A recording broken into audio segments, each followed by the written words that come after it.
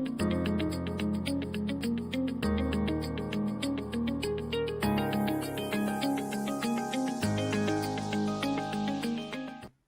hello, hello.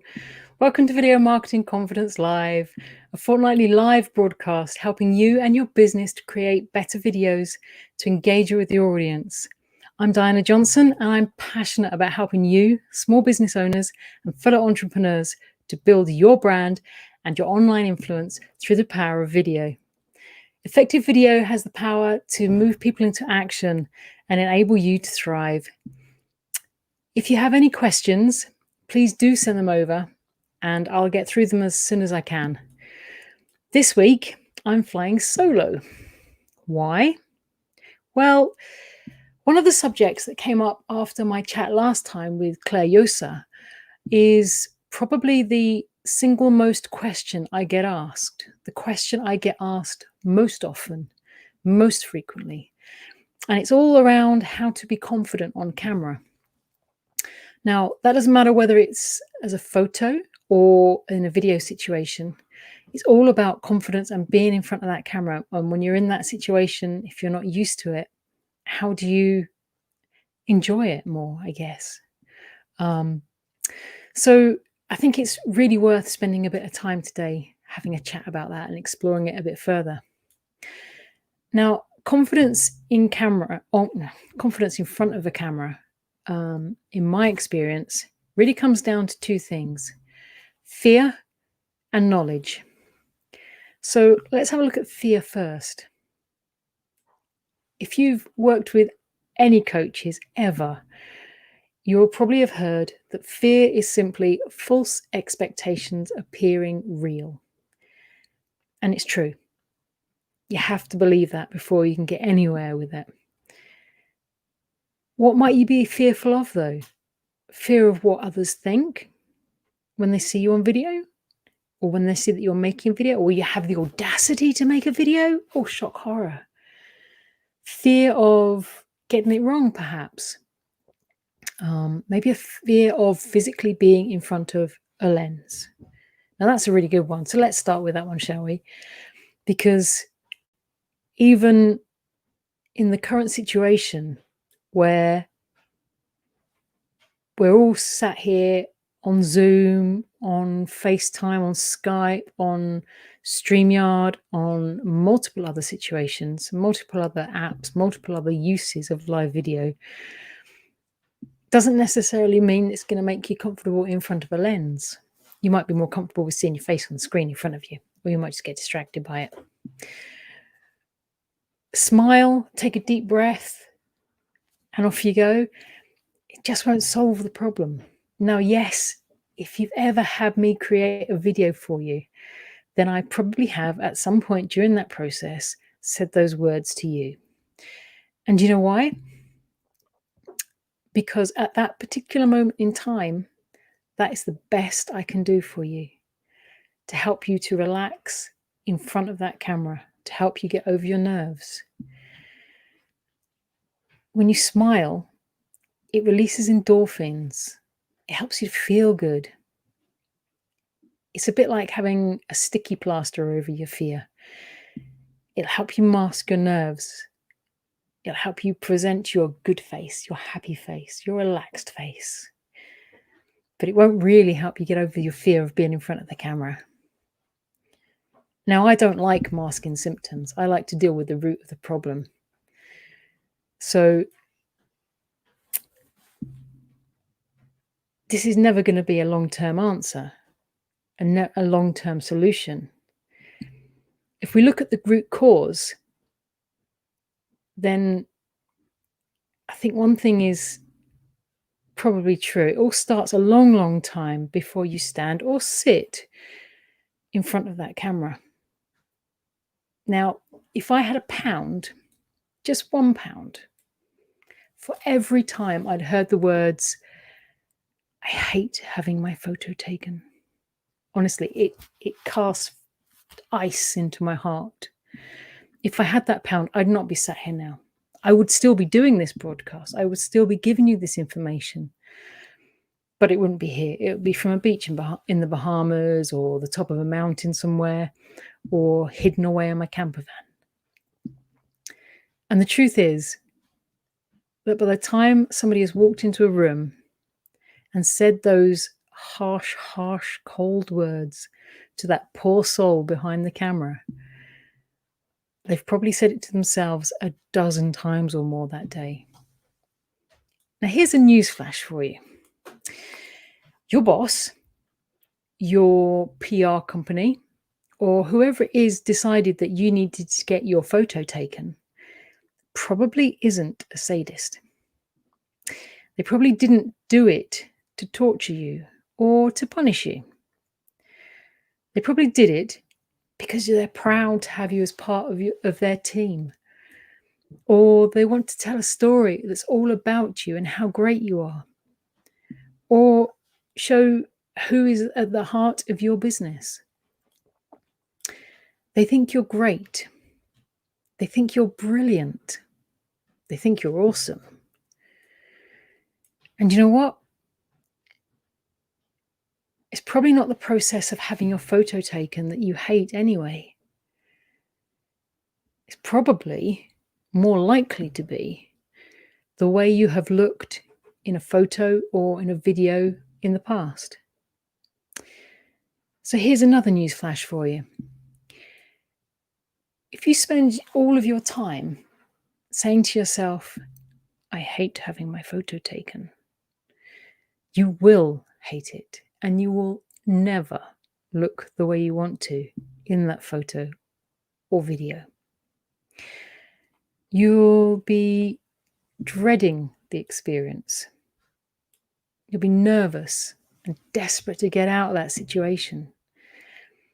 And all that will come across in the way you sit or stand, the expression on your face, and even your tone of voice. You will hate the final results, and your belief will be reinforced. No amount of smiling or deep breathing exercises is going to fix that. So how do we fix it? And I have to say at this point that no, we don't need a new wardrobe. We don't need a haircut, and we don't need to change our weight. I strongly encourage you to stop for a minute. Think back to a photo that you've had taken. No, not that you had taken, that you appeared in. Let's take the pressure out of that instantly. A photo that you appeared in, where, I put money on the fact that there's at least one that you liked, that you actually liked how you looked in that photo. I bet there's one that comes to mind right now. You may even have enjoyed the moment that it was taken. Shock, horror, enjoyed being photographed. Where were you? What were you doing? Right at that moment in time. Were you with friends? Were you having fun? Perhaps you were telling a story or sharing an anecdote. Wherever and whenever it was, I bet you hadn't told yourself a dozen times that day that you were going to hate this. Self-talk, those things we say to ourselves and the things we say to others, it really has a huge impact on how we feel, and in turn can have a big impact on how confident we feel. So just be kind to yourself. So what other kinds of fear are there apart from being in front of the lens? Well, how about fear of getting it wrong? Every day I encourage people to make videos for their businesses. Why? Because you are the expert in what you do. Believe me, you're not going to get it wrong if you commit to being you. If you try to be someone else, well, then you may get it wrong. But why would you want to try to be someone else? That makes no sense at all. If you're making a video to build your personal brand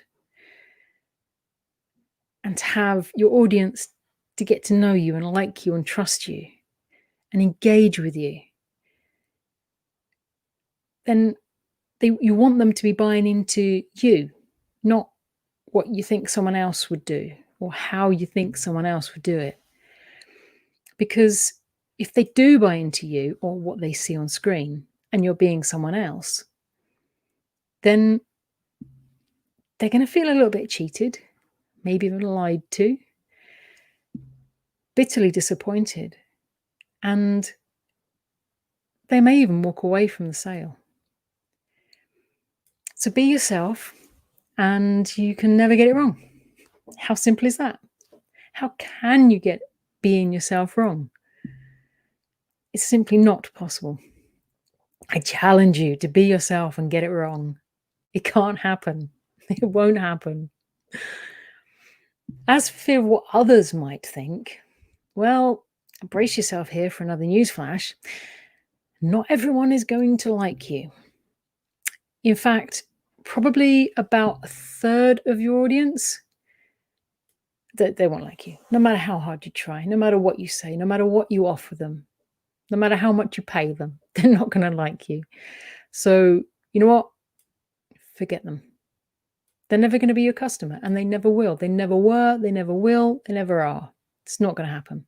Forget them. They are not your target audience. However, there is another third that, you know what? They're going to love you. They're going to really buy into what you do. They're going to totally get it. They're going to want it. Now, these are the people you want to speak to and engage with. And these are the people you want to encourage to engage with you. And then there's another third. They're kind of, on the fence, a bit ambivalent. Yeah, come on then. Show me what you can do. Oh, you can do that. You really do know what you're talking about. These are the people who you may sway. You may sway in your favor and they may become part of your tribe. Or they might decide, nah, it's not for me. And that's also fine. That's just the way it goes. There are so many other ways that I address confidence in the people that I work with that I simply cannot cover it here. If you want to discuss it further, if you'd like to discuss it further, if you need to discuss it further, just drop me a line and I'd be happy to discuss that with you.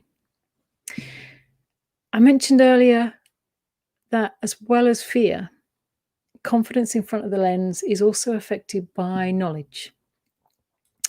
Now, knowledge is a really big subject. It's huge. However, the great thing about lack of knowledge is that it's easier to fix. All you have to do is learn, acquire more knowledge. It really is that simple. So, what knowledge could be holding you back?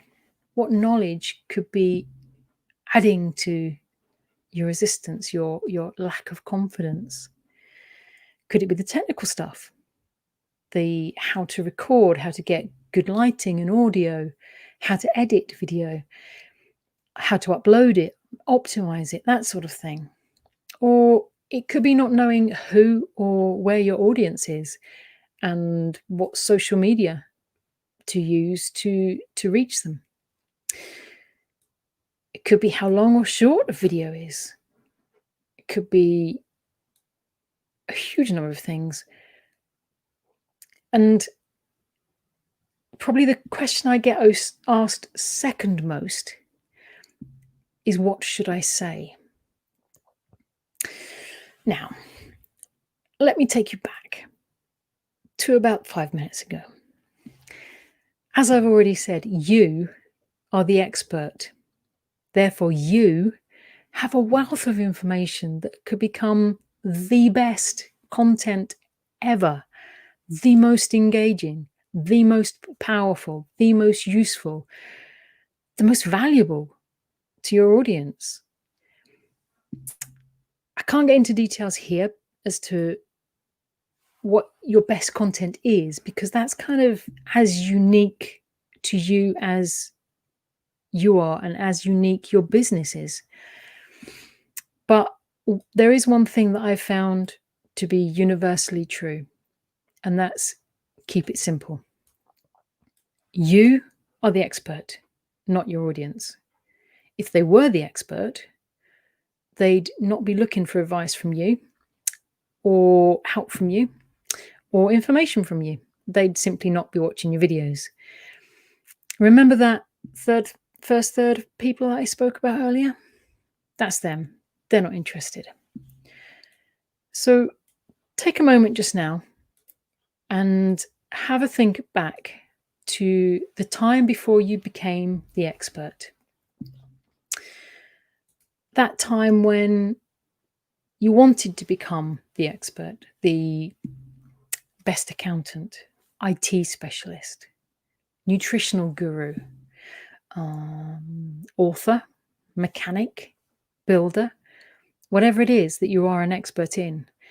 If you think back to the time before that, before you became that expert, before you became that person, you probably had some idea of what they did, or maybe even just what end results they could achieve. But you didn't know how. Did you know how to file a VAT return? Did you know how to build a wall? Did you know how to get a book published? Did you know how to find the alternator on 10 different makes of car, let alone the individual models? And then how to test it once you did find it? Now, that might just be an illustration of the lack of knowledge of mechanics here. But my point is, those tiny bits of information that you now take for granted, they can be great content for your audience. Every technical word that you use, every little thing, everything,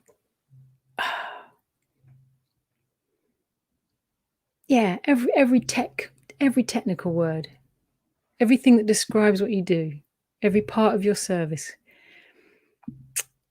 By the way, what is the difference between a mole wrench and a monkey wrench and a mole grip? I don't know. I know neither of them live in a zoo, so that's fine. But every bit of that jargon is potential content for videos, blogs, social media posts, the whole lot. And like I said, it's a vast subject. And I've got over 20 hours. No, I've got over 40 hours of content that I deliver covering this stuff. But I do hope, though, that this live has helped you just take at least one little thing away that you can do to help you have more confidence in front of the lens, even if I did forget to put my teeth in today. If you need more help with any of this, and I know it's such a huge subject, so don't be afraid to ask. There is no stupid question. Just give me a shout and I'll do everything I can to help you. Just drop me a line. Do remember that to connect with me on LinkedIn, YouTube, Facebook and Instagram for more help in creating your videos for your business and to build your personal brand. Thank you for watching today and for all of your questions. And I'm sorry I didn't get to answer any more. If there's any more, add them onto the comments in the replay and I'll get them there. Do also remember that Video Marketing Live is a fortnightly broadcast. I'm here every fortnight at 3 p.m. So next time, the 14th of December, I will be joined by Bob Keeler. Do be sure to get your questions in early and I'll see you there. Take care of yourselves. See you soon. Thanks for watching Video Marketing Confidence Live with me, Diana Johnson. Be sure to join the community at videomarketingconfidence.com, where you can continue to find ways to use video to help you thrive. See you next time.